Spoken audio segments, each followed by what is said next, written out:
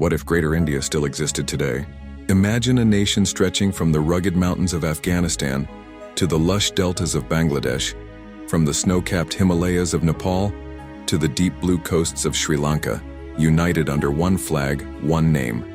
Greater India, or what many call Akhand Bharat. In today's divided world, it may seem like a dream. But what if it were real? What if the partition of 1947 never happened? If India, Pakistan, Bangladesh, Nepal, Bhutan, Sri Lanka, and even parts of Myanmar and Afghanistan remained as one nation, the world would be looking at one of the most powerful countries in human history. Geographically, Greater India would cover nearly 5 million square kilometers, making it the third largest nation on Earth after Russia and Canada. That's more than double the size of the European Union. But the true power of this nation lies in its people. Over 1.9 billion citizens, making it the most populous country ever to exist. It would be home to nearly 1 in every 4 humans on the planet. An ocean of cultures, languages, and faiths woven together by thousands of years of shared history. Now imagine the economy. India already has the 5th largest economy in the world. But combine that with Pakistan's manufacturing strength, Bangladesh's garment exports, Afghanistan's untapped minerals, and Sri Lanka's vital shipping lanes. Together, this new nation could have a GDP well over $5 trillion today, with projections reaching $10 to $12 trillion by 2035, making it a global economic superpower.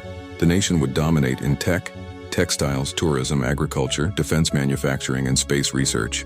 The shared infrastructure, railways, roads, pipelines, would create a tightly integrated internal market with hundreds of millions of consumers.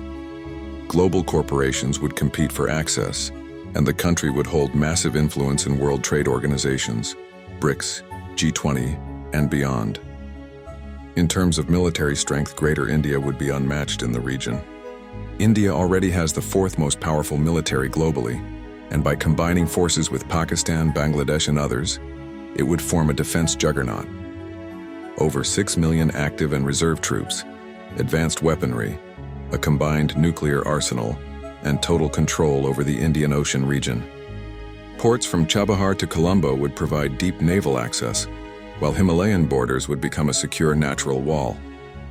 With Pakistan's nuclear technology and India's delivery systems, the nation would have one of the most powerful nuclear deterrents in the world.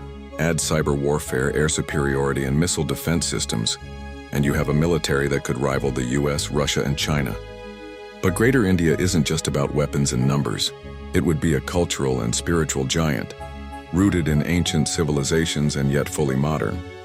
Imagine a land where the teachings of the Vedas, the sermons of the Buddha, the Sufi poetry of Pakistan, the spiritual mysticism of Nepal, the temples of Tamil Nadu, and the peaceful forests of Bhutan all coexist. Hinduism, Buddhism, Jainism, Islam, Sikhism, Christianity, all would flow like rivers into a larger ocean of unity. Bollywood would become a mega industry with influence from Lahore to Dhaka. Yoga would reach deeper into the world, and India's ancient knowledge systems would re-emerge as global treasures. Sanskrit, Urdu, Hindi, Bengali, Tamil, Nepali.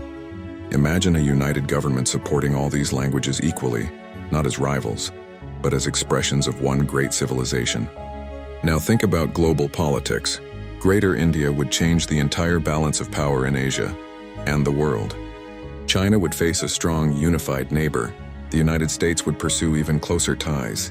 The UN Security Council would almost be forced to give it a permanent seat. OPEC, ASEAN, G7, all would have to make space for the voice of a nation representing 25% of humanity. This new India could lead climate negotiations, mediate between East and West, and challenge the dominance of traditional superpowers, not through war, but through cultural strength, economic weight, and intellectual leadership. Of course, this idea isn't without challenges.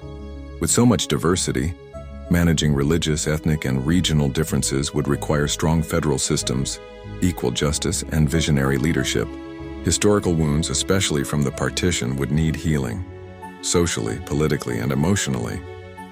But if achieved, Greater India could become the world's greatest democracy, the most peaceful civilization, and a living example of unity in diversity. So what if Greater India still existed today? It would be more than just a large country. It would be a civilizational force, a continent-sized nation offering hope in a world divided by borders and fear.